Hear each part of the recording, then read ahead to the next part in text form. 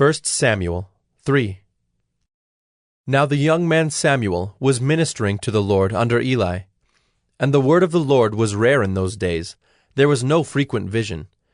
At that time Eli, whose eyesight had begun to grow dim so that he could not see, was lying down in his own place. The lamp of God had not yet gone out, and Samuel was lying down in the temple of the Lord, where the ark of God was. Then the Lord called Samuel, and he said, "Here I am." And ran to Eli and said, "Here I am, for you called me." But he said, "I did not call. Lie down again." So he went and lay down. And the Lord called again, "Samuel." And Samuel arose and went to Eli and said, "Here I am, for you called me." But he said, "I did not call, my son. Lie down again." Now Samuel did not yet know the Lord, and the word of the Lord had not yet been revealed to him. And the Lord called Samuel again the third time.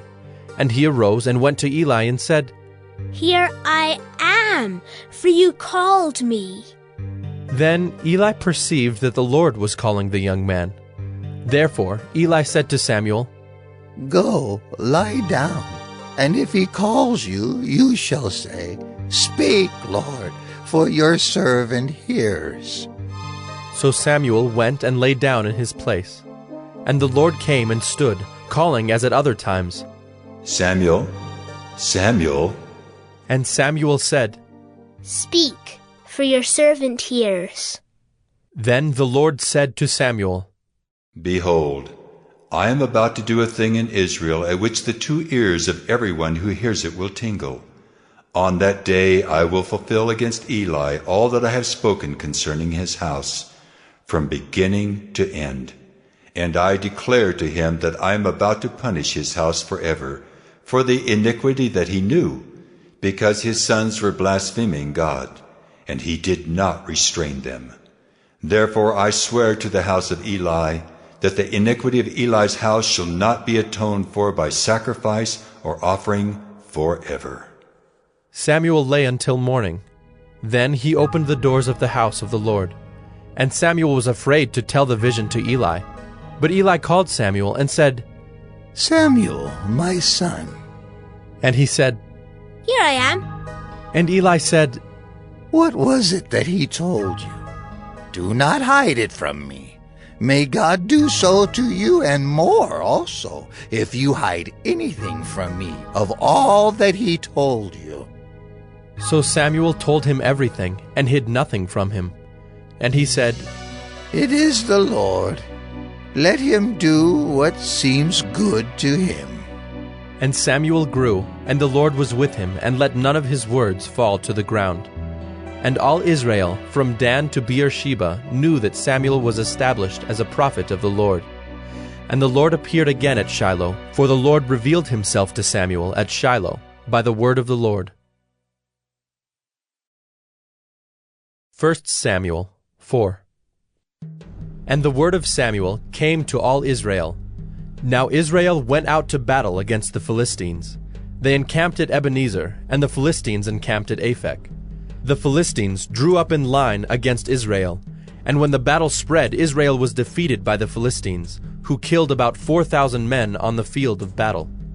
And when the troops came to the camp, the elders of Israel said, "Why has the Lord defeated us today before the Philistines? Let us bring the ark of the covenant of the Lord here from Shiloh, that it may come among us and save us from the power of our enemies." So the people sent to Shiloh, and brought from there the ark of the covenant of the Lord of hosts, who is enthroned on the cherubim. And the two sons of Eli, Hophni and Phinehas, were there with the ark of the covenant of God. As soon as the ark of the covenant of the Lord came into the camp, all Israel gave a mighty shout, so that the earth resounded. And when the Philistines heard the noise of the shouting, they said, "What does this great shouting in the camp of the Hebrews mean?" And when they learned that the ark of the Lord had come to the camp, the Philistines were afraid, for they said, "A god has come into the camp!" And they said, "Woe to us, for nothing like this has happened before! Woe to us! Who can deliver us from the power of these mighty gods?" These are the gods who struck the Egyptians with every sort of plague in the wilderness. Take courage and be men, O Philistines, lest you become slaves to the Hebrews, as they have been to you. Be men and fight. So the Philistines fought, and Israel was defeated, and they fled, every man to his home. And there was a very great slaughter, for there fell of Israel 30,000 foot soldiers. And the ark of God was captured, and the 2 sons of Eli, Hophni and Phinehas, died. A man of Benjamin ran from the battle line and came to Shiloh the same day, with his clothes torn and with dirt on his head. When he arrived, Eli was sitting on his seat by the road watching, for his heart trembled for the ark of God. And when the man came into the city and told the news, all the city cried out. When Eli heard the sound of the outcry, he said, What is this uproar? Then the man hurried and came and told Eli. Now Eli was 98 years old, and his eyes were set so that he could not see. And the man said to Eli, I am he who has come from the battle. I fled from the battle today. And he said, How did it go, my son?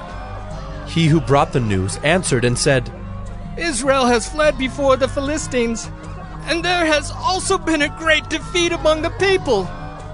Your 2 sons also, Hophni and Phinehas, are dead, and the ark of God has been captured.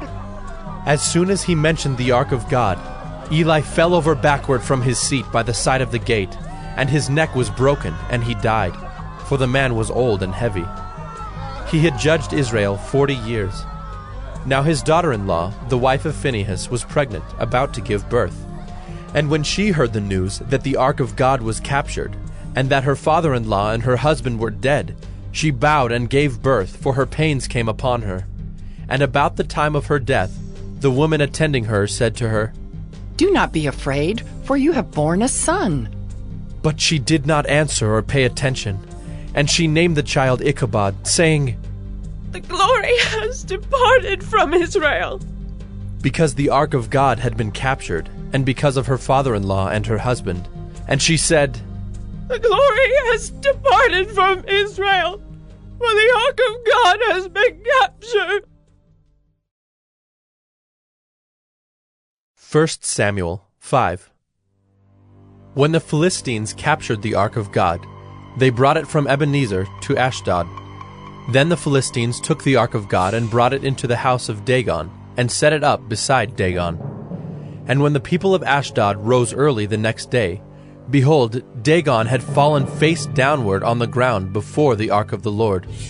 So they took Dagon and put him back in his place. But when they rose early on the next morning, behold, Dagon had fallen face downward on the ground before the ark of the Lord, and the head of Dagon and both his hands were lying cut off on the threshold. Only the trunk of Dagon was left to him. This is why the priests of Dagon, and all who enter the house of Dagon, do not tread on the threshold of Dagon in Ashdod to this day.